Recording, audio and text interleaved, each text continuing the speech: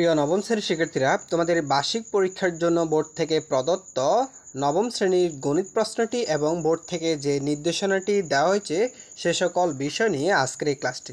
শিক্ষার্থীরা, প্রশ্নটি দেখাবো তার পূর্বে তোমাদেরকে তোমাদের বোর্ড থেকে যে সিলেবাসটি অনুসরণ করে তোমাদের বার্ষিক পরীক্ষাটি অনুষ্ঠিত হবে, আমরা প্রথমে সেই সিলেবাসটি একটু দেখে নিই। শিক্ষার্থীরা, তোমাদের অধ্যায় থাকবে অনুক্রম ধারা, এখানে 29 থেকে 58 পৃষ্ঠা পর্যন্ত। এরপরে হচ্ছে লগারিদম এর ধারণা ও প্রয়োগ 59 থেকে 80 পৃষ্ঠা। বাস্তব সমস্যা সমাধানের সমীকরণ 113 থেকে 140 পৃষ্ঠা। পরিমাপের ত্রিকোণমিতি 141 থেকে 156 পৃষ্ঠা। কৌণিক দূরত্ব পরিমাপের ত্রিকোণমিতি 157 থেকে 178 পৃষ্ঠা। বিস্তার পরিমাপ 211 থেকে 235 পৃষ্ঠা। শিক্ষার্থীরা, এরপরে তোমাদের এখানে কিছু অ্যাসাইনমেন্ট থাকবে, কিছু বাড়ির কাজ থাকবে এবং কিছু শ্রেণীভিত্তিক কাজ দেওয়া থাকবে। এখানে পৃষ্ঠা নাম্বার উল্লেখ করে দেওয়া হয়েছে কিছু কাজের।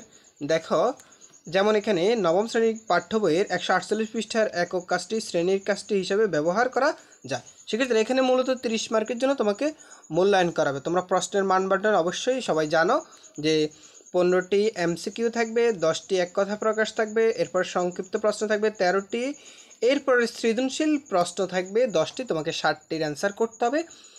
সময় হচ্ছে তোমাদের 3 ঘন্টা, পূর্ণমান 100 মার্কের পরীক্ষা। শিক্ষার্থীরা দেখো, এখানে তোমাদের বোর্ড থেকে যে নমুনা প্রশ্নটি দেওয়া হয়েছে আমরা সেটা দেখব। এখানে তোমরা একটু দেখে নাও প্রশ্নটি, এগুলোর কিভাবে অ্যান্সার করতে হয় সেই প্রসেসটি এবং তোমাদের অধ্যায়ভিত্তিক সাজেশন নিয়ে আমরা শীঘ্রই তোমাদের জন্য ক্লাস তৈরি করছি, শীঘ্রই তোমাদেরকে দিয়ে দেব। সেই পর্যন্ত তোমরা অবশ্যই আনন্দ স্টাডি এই চ্যানেলটি সাবস্ক্রাইব করে সাথে থাকবে। শিক্ষার্থীরা, তোমাদের কোনো কিছু জানার থাকলে অবশ্যই কমেন্ট করে জানাতে পারো।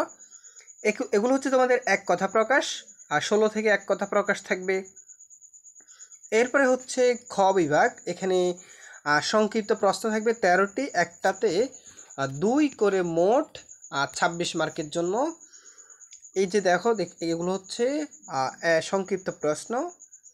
শিক্ষার্থীরা এখানে দেখো, এরপরে হচ্ছে সৃজনশীল প্রশ্ন দৃশ্যপট নির্ভর। এখানে 10টি থাকবে, তোমাকে 60টি প্রশ্নের অ্যান্সার করতে হবে। যেমন এখানে একটা তোমরা জানো নিশ্চয়ই সৃজনশীল প্রশ্ন কীভাবে অ্যান্সার করতে হয়, তোমরা অতীত লিখেছো।